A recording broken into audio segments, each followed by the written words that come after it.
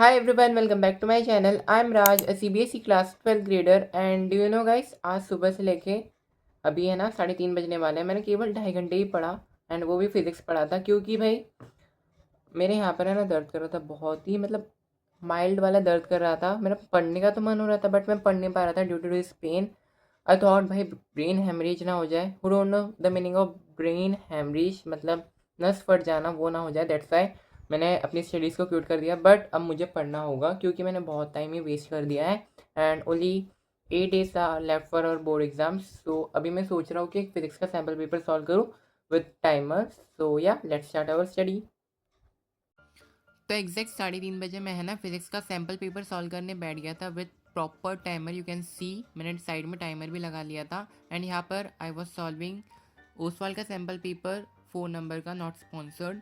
सो मैंने अपनी कॉपी ले ली थी हिंदी की क्योंकि हिंदी वाली कॉपी में बहुत सारे ब्लैंक पेजेस थे, तो मैंने सोचा इसी में कर लेते हैं। लॉन्ग कॉपी भी थी तो अच्छे से सॉल्व भी हो जाएगा एंड पेजेस भी बच जाएंगे। So I was solving in Hindi की copy and talking about the difficulty level of sample paper. So moderate level का था, ना ज़्यादा इजी था ना ज़्यादा हार्ड था।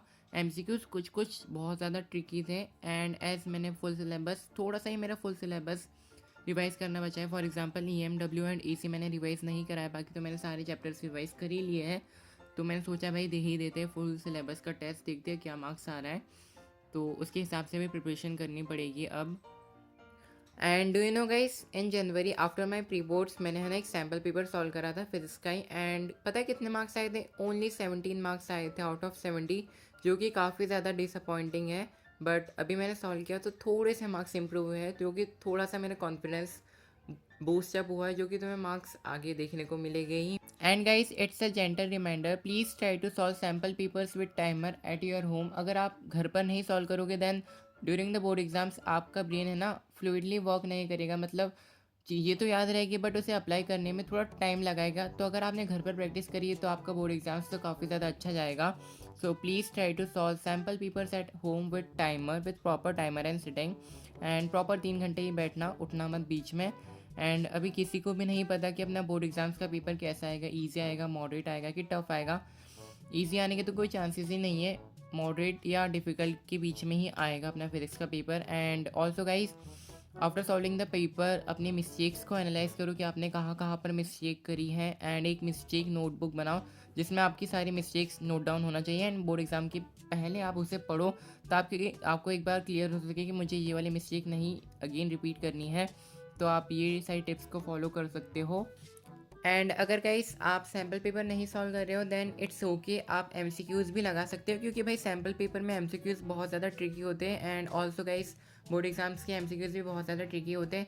थियोरेटिकल क्वेश्चंस में अपन कुछ कुछ लिख सकते हैं एंड उसमें मार्क्स भी मिल जाएगी, बट अगर अपना एक एमसीक्यूज़ गलत होगा देन डायरेक्टली 1 मार्क डिडक्ट हो जाएगा। सो एमसीक्यूज़ की अपन को बहुत ज़्यादा अच्छे से प्रैक्टिस करनी है एंड एक्यूरेसी बहुत अच्छी होनी चाहिए अपनी एमसीक्यूज़ में। मेरे भी एमसीक्यूज़ 6-7 तो गलत हो ही जाते हैं, असर्शन रीज़न भले ही सब सही होते हैं बट एमसीक्यूज़ मेरे बहुत गलत होते हैं, तो मुझे भी अपने एमसीक्यूज़ पर बहुत फोकस करना पड़ेगा। थ्योरी मेरी ठीक है अभी। हाय गाइस, तो it is currently 5:10। You can see यहाँ पर टाइम देख सकते हो एंड मुझे सेक्शन डी तक सॉल्व करने में लगा 1 hour 40 minutes and this is my paper. पूरा मैंने मन से करा है, कुछ भी चीटिंग नहीं करा। You can see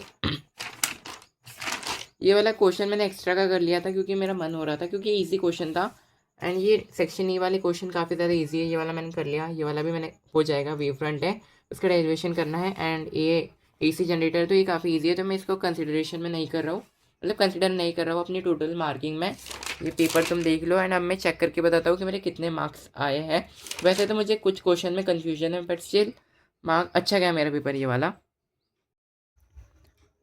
Hi guys, so let me tell you how much marks I have scored. So I scored 33 out of 60 and let me tell you मेरे मार्क्स कहाँ कहाँ पर कटे हैं। सो 12 में से मेरे 6 MCQs इनकरेक्ट गए। यहाँ पर देखो लेकिन डायमेंशन फार्मूला वाला गलत गया। देन ये रियोप्टिक्स का था, थोड़ा कॉन्सेप्चुअल था, दैट्स वाई वो गलत गया। एंड देन इसमें मुझे डाउट था, तो जिस वाले क्वेश्चन मतलब जिस वाले ऑप्शन में डाउट था वही सही गया एंड ये वाला मैं सही कर सकता था। देन ये वाला तो मैंने चैप्टर पढ़ा ही नहीं है, एसी वाला, तो उससे क्वेश्चन मुझे नहीं है। एंड देन ये वाला भी मैं सही कर सकता था बट गलत हो गया।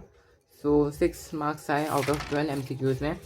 Talking about assertion reason, so assertion reason में मेरा एक गलत गया है, बाकी तीनों सही गया, ठीक है। देन 2 मार्कर वाले क्वेश्चन भी अच्छे लेवल के थे, मतलब इजी थे, ज़्यादा हार्ड भी नहीं थे।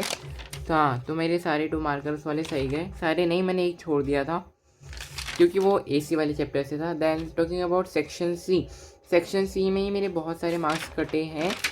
तो देखो, full wave rectifier and half wave rectifier मुझे पता है क्या होता है, बट उसकी थ्योरी मुझे नहीं आती। देन एक न्यूमेरिकल था, उसकी एक्सप्रेशन फाइंड करनी थी, वो मुझे नहीं निकालते। देन मैंने सॉल्यूशन देखा था तो काफ़ी ज़्यादा इजी सॉल्यूशन था। देन ये बोहर का, and then energy level, then electric potential at axial point. यहाँ पर ये न्यूमेरिकल था, फार्मूला भी मैंने सब सही लिखा, सारे यूनिट्स का कन्वर्जन भी प्रॉपर किया, बट मैंने यहाँ फार्मूले में गलत वैल्यू रख दी, दैट्स वाई यहाँ पर आंसर गलत हो गया, तो यहाँ पर मार्क्स कट गए। देन ये थोड़ा कॉन्सेप्चुअल क्वेश्चन था, मैंने कुछ अलग ही कॉन्सेप्ट पता था क्या यूज़ होने वाला है, बट डिफरेंट कॉन्सेप्ट यूज़ कर दिया यहाँ पर, तो यहाँ पर भी मेरा मार्क्स डिडक्ट हो गया। देन एक न्यूमेरिकल था जो मुझे नहीं आया। देन सेक्शन डी की जो एक केस स्टडी थी, काफ़ी ज़्यादा मुझे इंपॉर्टेंट लगी, तो उसमें मेरे दो तो आए ही नहीं मुझे, एक गलत हो गया एंड एक सही गया। मैं एक फ़ोटो लगा दूंगा यहाँ पर, तुम देख लेना। देन सेक्शन डी की सेकेंड केस स्टडी थी सेमीकंडक्टर पर बेस्ड, तो सारी सही गई। एंड सेक्शन ई का मैंने कुछ भी सॉल्व नहीं करा था, क्योंकि भाई नहीं करा, ऐसे ही मेरा मन हुआ तो मैंने एक क्वेश्चन सॉल्व कर दिया, इतना पूरा सही गया। एंड जो पोटेंशियल निकालने की बारी है तो वो गलत हो गया। So this was my paper, इतना अच्छा भी नहीं गया, 33 marks, it's okay, I can do even better, but नहीं हो पाया। एनीवे, और मेहनत करूँगा मैं। फिजिक्स का सैंपल सॉल्व करने के बाद I studied physical education for around 1.5 hours, and भाई फिजिकल एजुकेशन में साल भर नहीं पढ़ा, तो भाई अब तो पढ़ना ही पड़ेगा। Anyway guys, so that's it for today's video, and I hope you like this one, थोड़ा बहुत तो मोटिवेशन मिला ही होगा। सो भाई प्लीज़ सैम्पल पेपर सॉल्व करो, नहीं हो तो भाई MCQs ही करो। So that's it, all the best.